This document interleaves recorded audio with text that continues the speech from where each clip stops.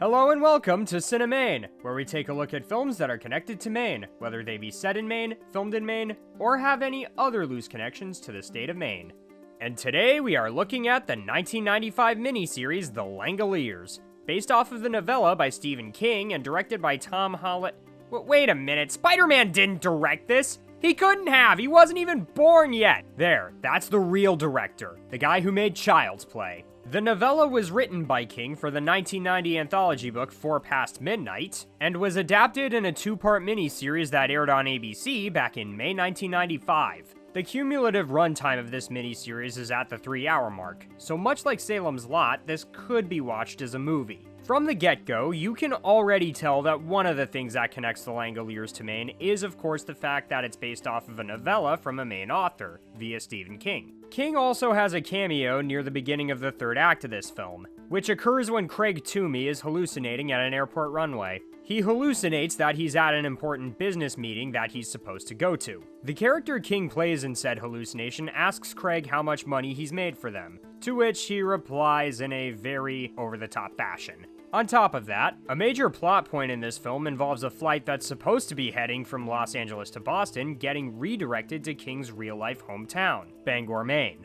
So not only is a good chunk of this film set in Bangor, but to top it all off, the parts set in Bangor were actually filmed on location at the Bangor International Airport. I've been to this airport a couple of times myself, so even though this movie came out nearly 2 years before I was even born, I have to admit there's something really cool about seeing this place in a movie that aired on one of the major networks. I recognized the runway, the air traffic control building, and a good chunk of the inside such as the lobby and such. It's interesting to see what this place must have been like just a few years before I was even born. Initially, the filmmakers were thinking of filming these sections at an airport in Pittsburgh, but later went with Bangor instead because they wanted to give this film some authenticity when it came to the novella's setting. So much so that they even filmed the in-plane sequences at Bangor's airport too, using a retired Lockheed L-1011 TriStar plane that was disassembled to make transporting it easier, and then reassembled once all the pieces showed up in Bangor to make the plane appear untouched. While most of the movie was shot in Bangor, the beginning was filmed in Los Angeles at the LAX airport. Much like with the parts filmed in Bangor, this was done to help stay true to the source material. Yet despite the ending being set at the LAX airport like the beginning, the interior looks just as familiar to me as the scenes that are supposed to be at the Bangor airport. And keep in mind, I've never been to Los Angeles before in my life, so that seemed a bit odd to me. Upon further research, I learned that this scene was also filmed at Bangor's airport, which after watching this movie doesn't surprise me. Also, a little unrelated, but on a side note, when I was a kid, there was this movie theater near said airport that would play movies after they stopped playing at the theater near Bangor's mall. A second-run theater, I believe would be the term. I remember seeing a lot of movies at this place as a kid and even well into my teenage years, so that bizarrely adds an extra layer of nostalgia to this aspect of the movie for me. Granted, even I find that a bit weird since they don't go anywhere near that location. In fact, I'm not even sure if that theater had opened yet when this was made, but I'm getting off topic. My overall thoughts on this movie are tough for me to sum up briefly. Mostly because a big chunk of this movie's plot points were actually spoiled for me years before I finally sat down to watch this. A certain content creator I watched all the time growing up called The Nostalgia Critic reviewed this movie when I was in 8th grade. While it's been a long time since I've seen his review, I still remember it fairly well. I remember the video itself being very funny, but I also remembered the big reveal during the final hour as being kinda stupid and unintentionally funny. And it's stuck with me ever since. I say this because once I finally did sit down to watch this movie for this review, I had really low expectations. In some ways, my expectations were rightfully lowered, but in other ways, I was genuinely surprised. That is to say, this movie's premise, along with the first half of the film in general, was executed in a way that felt very Twilight Zone-y to me. I imagine King watched that show a lot growing up, and the influence on the writing here doesn't seem to be an accident to me. Yet it never goes so far as to feel like plagiarism, and once I noticed those parallels, I found myself starting to feel more intrigued by the events that were going on. Or at the very least, I was feeling intrigued by the idea behind what was happening. A bunch of passengers board a plane from Los Angeles that's scheduled to land in Boston overnight. However, a bunch of passengers, along with a pilot, fall asleep during the flight. They all wake up to find that most of the passengers have mysteriously vanished, and the pilot makes an emergency landing in Bangor. Once the plane makes it to Bangor, everyone on board finds the airport mysteriously empty, and they also start noticing some other strange things that are occurring in this place. Most of the people in this situation try their best to figure out what happened to them, how it happened, and if there's a way they can head back and undo whatever happened to them, and how they can do so. Now, this is something that on paper sounds very mysterious and suspenseful, just like your typical Twilight Zone episode. The only reason I wasn't more sucked in is, like I said, I knew what it was building itself up to, and that the big reveal of what was causing these strange occurrences was, and apologies if I'm getting a little spoilery, a bunch of interdimensional Pac-Man rejects with rotating teeth. I thought I had prepared myself for this, but as Thorin Oakenshield once said, I've never been so wrong in all my life. This is one of the funniest things I've ever seen in any Stephen King adaptation in my entire life. One of the funniest things I've ever seen in any TV miniseries or movie in general, really. I mean, seriously, just look at this! Look at it! Look at it! Look at it! I mean, I know this is a made-for-TV movie from 30 years ago, so it's not like I was expecting the CGI to hold up very well. Especially since I'm not really sure this was convincing even back then. Yet at the same time, I wasn't expecting to laugh nearly as hard at this as I am. I look at the reactions on the characters' faces once they finally see these Langoliers, and I just keep imagining their real reactions are all like, man, those are some bad effects. This whole scene could honestly be a meme. And that's when it hit me. Maybe if this film had never revealed what was causing these strange occurrences to happen and it was all just kept an ominous mystery, that might have made this film a lot more eerie and unsettling than Pac-Man rejects who eat and consume time. Yeah, sounds pretty stupid when I say it out loud, doesn't it? If the characters had figured out how to get back to their own dimension without ever finding out the cause of what started the events that transpired, I might have had a much easier time taking this more seriously. Then again, maybe King was worried that if he didn't explain what was causing these strange occurrences, the readers and viewers would have felt cheated. I, on the other hand, feel like I would have preferred it if the cause was never explained. Had that been the case, I would have been a lot more willing to overlook some of the film's other weaker aspects.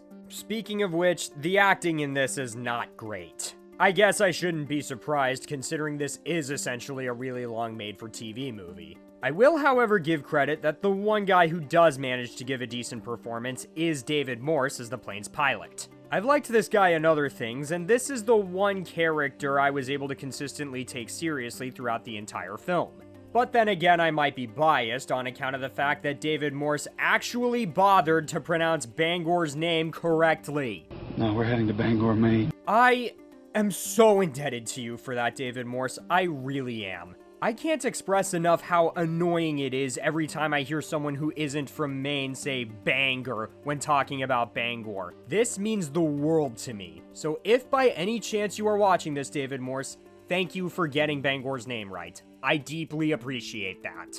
The rest of the cast, I'm sure, is trying their best with the material they're given to work with, but like I said, it is not good material. I've liked Dean Stockwell and other things, but in this film he plays a mystery writer aboard the plane, and like a lot of other things in this film, I found his character very difficult to take seriously. He feels like the kind of character you'd see in a South Park episode that would spoof one of Stephen King's stories. There's this one scene where he's talking to Anthony Head Moranis about what he thinks is going on, but his explanation is so convoluted and so much info is given all at once that it made me and the Anthony Head Moranis looking character relate to Homer Simpson. Can you repeat the part of the stuff where you said all about the things? The things? Not to mention that every now and then when he interacts with this character, he keeps referring to him as dear boy. I'm sorry, but if I was on a flight with someone I just met and they kept calling me that, I would be weirded out to no end. But by far my least favorite character has to be this eccentric executive named Craig Toomey. This guy basically acts like a male Karen throughout the entire movie while the rest of the people on board the flight try to actually do some problem solving. The movie keeps insisting that this character is necessary for this plot to happen, but I just kept waiting for him to get axed off. To me, he felt useless, annoying, and even a little sociopathic at times. None of the other characters liked him, we the audience don't like him, and the guy playing him gives such an over-the-top performance you'd swear he himself was a Langolier chewing up the scenery. It also infuriated me when he referred to Bangor as being in the middle of nowhere, but I'm getting ahead of myself again. It may seem like I'm bashing these actors, but as I mentioned earlier, they don't have good material to work with, so I don't really think it's their fault. There are times when the writing talks down to the audience like they're stupid, but then other times major plot points in the second act are explained to the audience in what feels like blink and you miss it dialogue. Though there is one bit that's funny in retrospect where Dean Stockwell's character weirdly pulls a Simpsons. That one can't appear in the Texas State School Book Depository on November 22nd, 1963, and hope to stop the Kennedy assassination. Thanks for predicting another Stephen King book-turned-miniseries that I could be reading or watching instead. Oh, by the way, I was being sarcastic. Well, duh. This also brings me to my biggest issue with this film. It is way too long. I know I said the same thing about the Salem's Lot adaptation from the 70s, but give that film some credit. It was based off of a book that's over 400 pages long. This, on the other hand, is based off of a novella, one that came from a 4-part anthology, no less. Yet the pacing here is somehow worse than in Salem's Lot, and to top it all off, it took me 3 different viewings to get through this entire film. But if this is based off of a novella from an anthology, why is it 3 hours long? I can't help but feel like it should have been half that length. Seriously, I remember as a kid there was this anthology miniseries based off of different short stories King had written called Nightmares and Dreamscapes that aired on TNT. And honestly, I can't help but wonder if maybe this would have worked better as an episode of that series than as its own 3-hour movie. That would have worked fine. As is though, it's not very good. From what I've heard from people who remember when this first aired who are or were Bangor natives at the time, they weren't really the biggest fans of it either.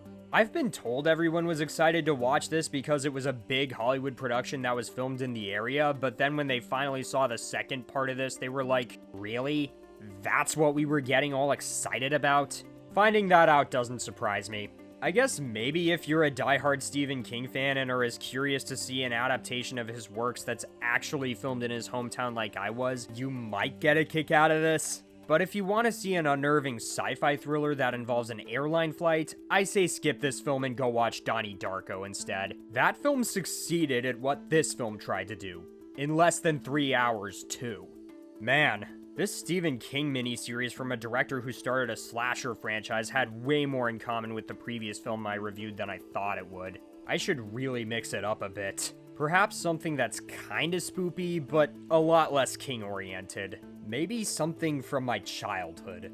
A certain 90s kids movie, if you will. If you enjoyed this video, be sure to like and subscribe, and also be sure to check out Cinemane's website and be on the lookout for future Cinemane content.